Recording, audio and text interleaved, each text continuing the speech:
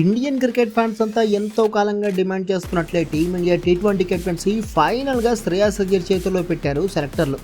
Ireland, England పర్యటనలతో పాటు Asia games ఆడే భారత టీ20 జట్టును బీసీసీఐ రీసెంట్గా అనౌన్స్ చేసింది.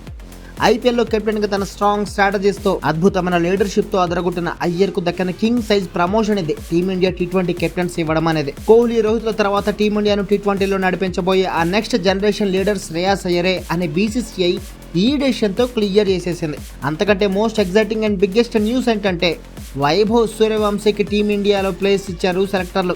ఐపీఎల్లో తన డిస్ట్రక్టివ్ బ్యాటింగ్తో వరల్డ్స్ టఫెస్ట్ బౌలర్లను కూడా భయపెట్టిన ఈ 15 ఏళ్ల బిహారీ బుల్డోజర్కి ఏకంగా నేషనల్ టీంలోనే డెబ్యూ చేసే ఛాన్స్ దొరికింది.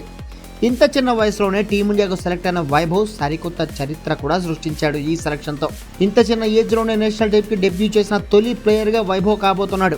ఈ left hand batter England, Ireland పిచ్లపై ఎలాంటి విధ్వంసం సృష్టించబోతున్నాడా అని ప్రపంచ క్రికెట్ మొత్తం ఇప్పుడు ఎగ్జైటింగ్గా ఎదురు చూస్తోంది. బట్ ఈ లిస్టులో అసలైన ట్విస్ట్ లేదా మోస్ట్ హార్ట్ బ్రేకింగ్ న్యూస్ ఏంటంటే ఈ ఇయర్ టీమిండియాకి టీ20 వరల్డ్ కప్ అందించిన కెప్టెన్ సూర్యకుమార్ యాదవ్ని కెప్టెన్సీ నుంచే కాదు ఏకంగా టీం నుంచి కూడా తీసేశారు సెలెక్టర్లు. టీమిండియా టీ20 నంబర్ 1 బ్యాటర్, మొన్నటి వరకు జట్టును నడిపించిన కెప్టెన్ స్కై విషయంలో సెలెక్టర్లు ఇంత దారుణంగా డిసిషన్ తీసుకోవడం నిజంగా అన్ఎక్స్పెక్టెడ్. కెప్టెన్సీ నుంచి తీసేయడం వరకు ఓకే, బట్ అసలు 16 మంది ప్రాబబుల్స్లో కూడా కనీసం ప్లేయర్గా కూడా చోటు ఇవ్వకుండా పూర్తిగా పక్కన పెట్టేయడం చాలా మందికి షాకింగ్ న్యూస్గా మారింది. అయితే టీ20 వరల్డ్ కప్లో పెద్దగా పెర్ఫార్మెన్స్ ఇవ్వకపోవడం అండ్ ఐపీఎల్తో పాటు డొమెస్టిక్ క్రికెట్లో కూడా దారుణంగా ఫెయిల్ అవుతుండడం వల్లే స్కైని పక్కన పెట్టినట్టు క్లియర్గా అర్థమవుతుంది.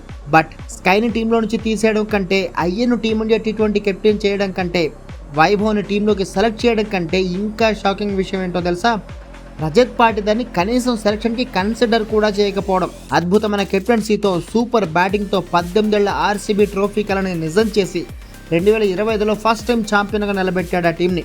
2026లో అంటే ఈ సీజన్లో అంతకంటే డబుల్ పెర్ఫార్మెన్స్తో వరుసగా 2వ ట్రోఫీని సాధించి పెట్టాడు.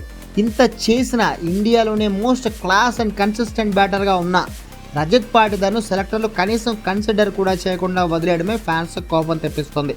ఐపీఎల్లో అంత బాగా ఆడినా కూడా రజత్కు అన్యాయం జరిగిందని, సెలెక్టర్లు కావాలనే పక్షపాతం చూపించారంటూ క్రిటిక్స్, ఫ్యాన్స్ చాలా సీరియస్ అవుతున్నారు. ఏదేమైనా శ్రేయస్ అయ్యర్ తన కెప్టెన్సీతో టీంని ఎలా నడిపిస్తాడు? అండర్-19లో ఐపీఎల్లో అదరగొట్టిన వైభవ్ ఇంటర్నేషనల్ ఎంట్రీ ఏ రేంజ్లో ఉండబోతుంది అనేది ఇప్పుడు హాట్ టాపిక్గా మారింది. మరి మీ ఒపీనియన్ ఏంటి? అయ్యర్, వైభవ్ అదరగొడతారా? అండ్ సూర్యను తీసేయడం కరెక్టేనా? పాటిదార్కు ఛాన్స్ ఇవ్వాల్సిందంటారా? మీ ఒపీనియన్ ఏంటి? కామెంట్ చేసి చెప్పడం మర్చిపోకండి.